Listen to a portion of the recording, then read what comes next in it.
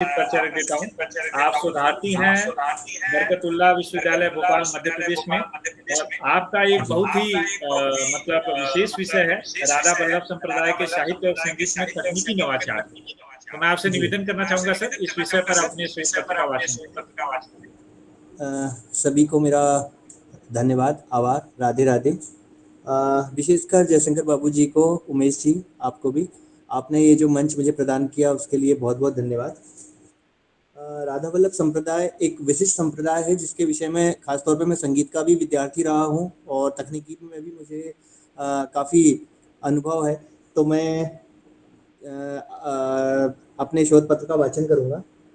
तो राधा वल्लभ संप्रदाय भारतीय भक्ति आंदोलन का एक विशिष्ट अंग है जिसका मुख्य उद्देश्य राधा कृष्ण के युगल प्रेम की उपासना और भक्ति का प्रचार प्रसार करना है। राधा वल्लभ संप्रदाय में राधा रानी के सर्वोच्च आराध्य मानकर राधा कृष्ण की उपासना और उनके प्रेम और कृष्ण को उनके सेवक के रूप में प्रतिष्ठित किया गया है। 16वीं शताब्दी के मध्यकाल में जब यवनों का अत्याचार हो रहा था और जनता पीड़ित थी, उस समय विभिन्न संप्रदाय अपने अपने मतों को लेकर आगे बढ़ रहे थे। उस समय अपने अपने मतों और सिद्धांतों के प्रचार प्रसार करने में लगे हुए थे। तब संपूर्ण जनमानस श्री हरिवंश महाप्रभु की शरण में गया। सभी किंग कर्तव्य विमूढ़ थे जी।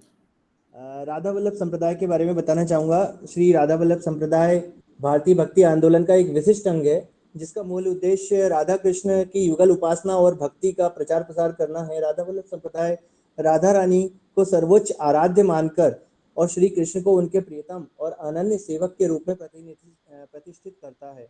राधा वल्लभ संप्रदाय 16वीं शताब्दी के मध्यकाल में जब यवनों के अत्याचारों से भारतीय जनता पीड़ित हो रही थी और विभिन्न संप्रदाय अपने अपने मतों को स्थापित कर रहे थे, तब सभी अपने अपने मतों और सिद्धांतों के प्रचार प्रसार में लगे हुए थे जिससे कि संपूर्ण जनमानस भ्रमित और किंग कर्तव्य विमूढ़ हो गया था।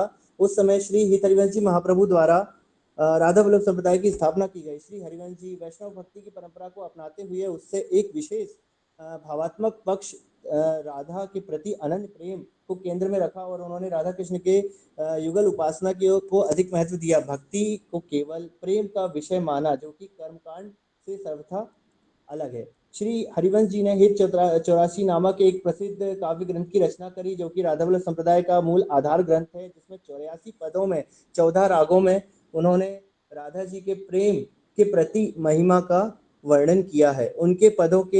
उनके पदों में मधुरता, सरसता, हृदय स्पर्शी भावनाएं हैं जो कि भक्त के हृदय को राधा और कृष्ण के युगल प्रेम से भर देती है। राधा वल्लभ संप्रदाय की साहित्यिक परंपरा में भक्ति काव्य की एक विशिष्ट शैली विकसित हुई है जो अन्य वैष्णव संप्रदायों से अलग है। यमुनाष्टक ब्रजभाषा में, श्री राधा रस सुधा निधि संस्कृत में, ये भी इनकी रचनाएं हैं। राधा वल्लभ संप्रदाय के अनन्य कवि भक्तों संतों ने हजारों पदों में रचनाएं की जिनमें राधा कृष्ण की युगल लीलाओं, विरह, मिलन, मान, सुलह आदि भावों को अत्यंत ही कोमलता, माधुरता के साथ ही प्रस्तुत किया है।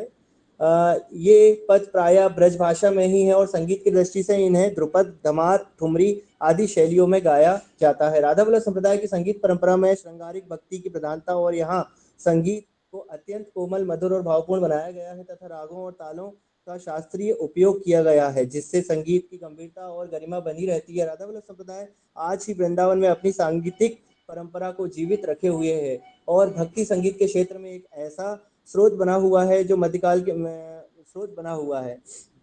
में मुद्रण की व्यवस्था के अभाव में अपने संप्रदाय के साहित्य को और संगीत को सुरक्षित रखने के उद्देश्य से श्री हरिवंश जी द्वारा समाज गायन परंपरा का प्रचार प्रसार किया गया।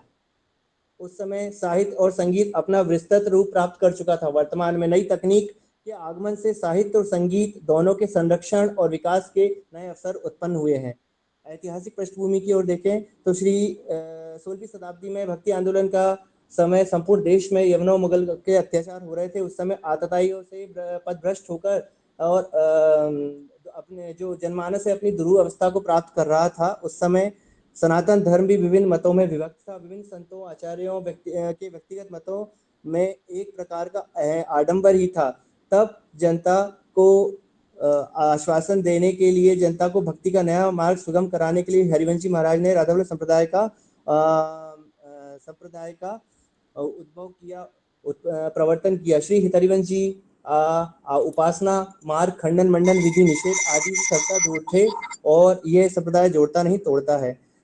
इनके बहुत अपने काव्य में लिखा है, सबसो हित निष्काम मति, श्री वृंदावन विश्राम, राधा वल्लभ लाल को हृदय ध्यान मुख नाम। अंत में साहित्यिक और संगीत तकनीकी नवाचार के उद्देश्य से राधा वल्लभ संप्रदाय का साहित्य अत्यंत ही उत्कृष्ट और विशाल है। प्राचीन काल में साहित्य के संरक्षण की व्यवस्था नहीं थी।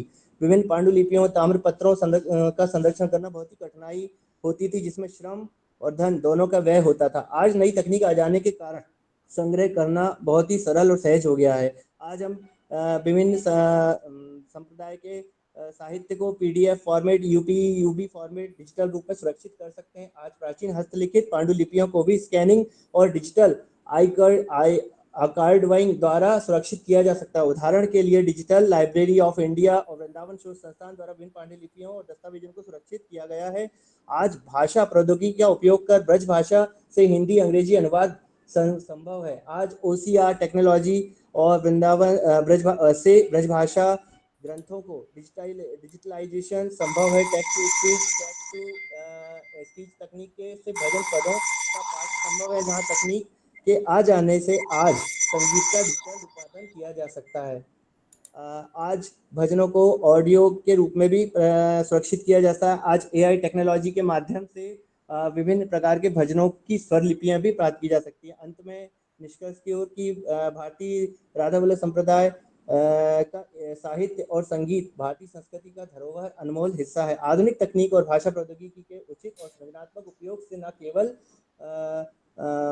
संरक्षण किया जा सकता है, बल्कि वैश्विक स्तर पर इसके महत्व को बढ़ाया जा सकता है। यथासंभव भावात्मकता को सुरक्षित रखते हुए नवाचार की दिशा में आगे बढ़ने